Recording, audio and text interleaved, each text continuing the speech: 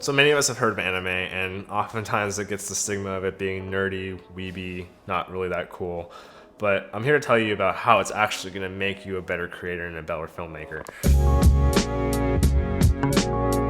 And in different ways, maybe you've seen different anime like Haikyuu, Naruto, Bleach, Jujutsu Kaisen, Fire Force, My Hero Academia. Those are just to name a few, but honestly, there's many different anime that captivate different storylines and different emotions of different people.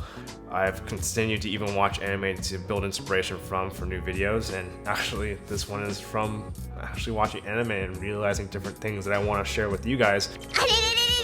Now, to make it clear, anime isn't the only art form that you can build inspiration from, but for me particularly, I think there's three different things that are huge that anime actually emphasizes to make it the art form that it really is. So the three concepts I'm going to be going over is cinematography, storytelling, and flow. And these three concepts I will go over, but to really start off, that cinematography in itself is something that we've all started off doing when we started getting into filmmaking. Because in order to even really have an interest in film, you've had to see a film. And to see a film, you've probably picked up a camera and you shot around with your camera, whether it be photos, video, whatever it was.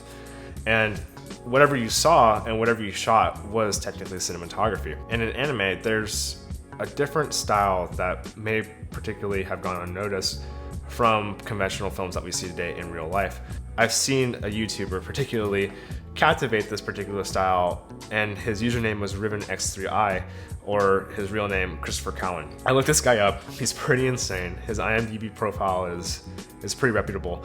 So he's been the action coordinator as well as cinematographer, director, editor for different films such as The Witcher, the Kingsman series, and also his short on YouTube, My Hero Academia LA. And that particular short is what I'm actually referring to, and we'll show a couple clips of right now. That show, or that particular short, captivated anime-style cinematography techniques and action coordination and also editing in a real-life setting. Oftentimes we think that whatever we do in animation can't be applied to real life just because what we see in front of us isn't real. But if we look closer, we notice that the same camera angles and editing styles and transitions and cuts and sound design is the same thing that's applied to real films today. And if we start to notice those things, we can progress as filmmakers and really maybe take inspiration from this art form because they do things a little bit differently than what we do in real life, particularly with the anime Naruto. And Naruto is pretty mainstream now, and maybe you've heard of it, maybe you haven't. But the action scenes in Naruto is something that's very different in terms of what we typically see with action scenes.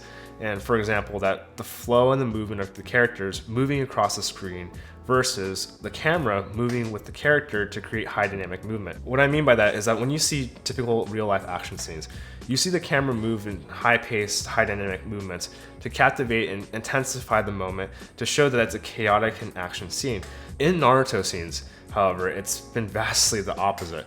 It's actually been the characters moving in the screen and in the scene to be able to create the movement and to emphasize what the characters are doing versus the other way around. However, this is also seen in real life. And one movie that I've particularly loved that captivates this almost perfectly, in my opinion, is Motive. It was a short documentary that was about these young mountain biker racers.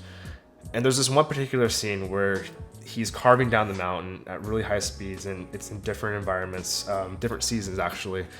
And the way that they did the camera movement was stunning. They let the character move within the screen to develop a flow, to create lines within the scene. And to be honest, like, it was something that I've seen in Naruto first. I noticed it within this movie, and it's always the chicken before the egg or the egg before the chicken, whatever you want to call it. But either way, the fact that I was able to notice that and appreciate that came from me noticing it in anime. And the fact of that is that it gave me a deeper appreciation for filmmaking. It inspired me. It showed me that, wow, that was so captivating and so emotional to see him rushing and carving through the mountain. And I felt the carve because I saw the line and I saw him moving through the trees. And that captivated me to know that that's what he's feeling as well. And he's feeling that rush of movement. It's a beautiful thing to appreciate. And I think if I never saw anime, if I never noticed those things, I would have never appreciated that scene as much as I do. And now I even apply it to my own filmmaking now that I take those techniques and I don't always use the camera to create emotion and, moving it around to develop the scene, I let the characters do their work. So moving on, I'm going to be talking more also about the storytelling aspects of anime and how it can apply to your filmmaking, because there is animes that we've seen that definitely moved us emotionally. The reason why I talk about Haikyuu though, especially, is because that anime is really close to how real life can be in sports. And not by the scenes and how they over dramatize certain things, but the way that they did certain scenes to build the character and tell the story. It's amazing. The character development from the main character, his name's Hinata, his whole premise is that he was an underdog. He's this kid who was too short to play volleyball, but he comes across and watches a volleyball game on TV as he's passing through the street, and he notices a guy who's just as short as he is, but he's their main ace. And in compensating for his height, he had power, strength, and speed, and this huge athleticism that he aspired to have. He trains himself hard to aspire to be someone else. And in the end, he actually builds his own character. It's an amazing story to see. And to be honest, like that storytelling aspect of anime, being captivated in animation is crazy, because it simplifies the whole reason what storytelling is, and it's captivating human emotion and growth and allowing the character to grow within the scene. And so it's always a progression from small tournaments to national tournaments to Olympic trials and things like that.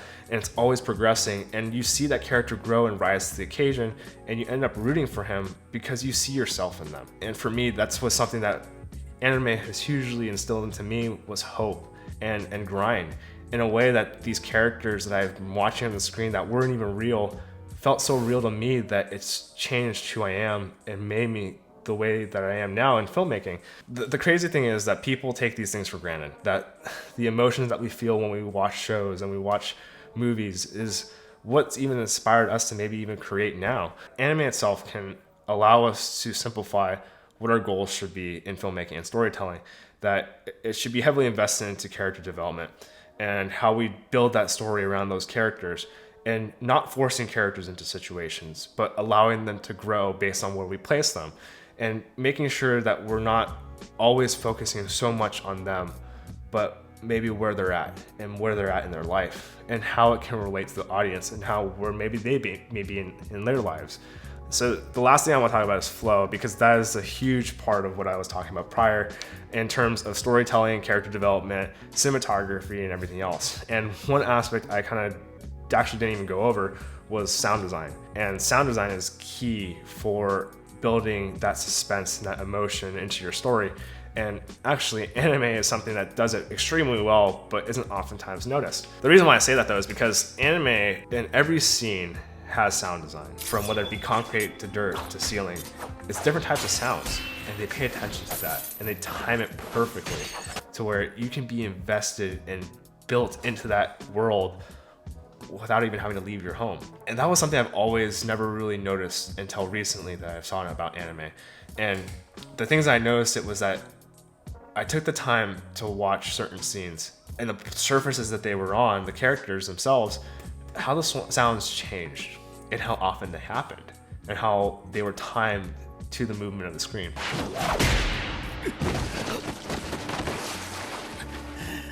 That's something that we don't really always do as filmmakers and especially as content creators, because oftentimes we ignore that fact. Especially for me, I know I definitely ignored it, and I've slammed music on, maybe a couple sound effects, call it a day. But now as I've become more progressed into filmmaking, I've had to pay more attention to more different things and how they come together to make a masterpiece. Noticing those things and paying attention to those details helped me pay attention to it in my own work. And that's where it's important, is that you take those things that you see and you notice and you apply it to your own videos. Not only is sound design important, but it's how it's coordinated, how everything is flowed into one piece. And oftentimes we don't have the crews and the budgets to have that many people to specialize in certain things, so you can have the perfect sound design or perfect timing of shots and cuts and everything else that flows perfectly. But if we take the steps and notice those things, we can start progressing our filmmaking skills to hopefully specialize or go to those levels and those lengths in our own films. What I'm really trying to get down to is that the fact is, emotion drives filmmaking. It drives content creation.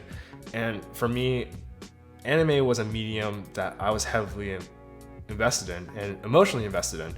And it's why it's inspired me to create the way I create. Now, I'm saying that anime doesn't have to be the medium you take inspiration from, but find something you're passionate about, find something you love, and combine it with what you're doing now that you find enjoyment in. So if it is content creation, if it is filmmaking, fuse your other interests into it. Don't stray away from them. Even if they may be nerdy or embarrassing to talk about, they're important to you and they're important to your life. And your life in itself is a story that needs to be told. Find whatever you're passionate about, but don't be one-dimensional. Use your other loves, your other passions to cultivate what you already are trying to grow. And with that, I want to say thank you to you all for watching this. I will see you guys on the next one. Peace.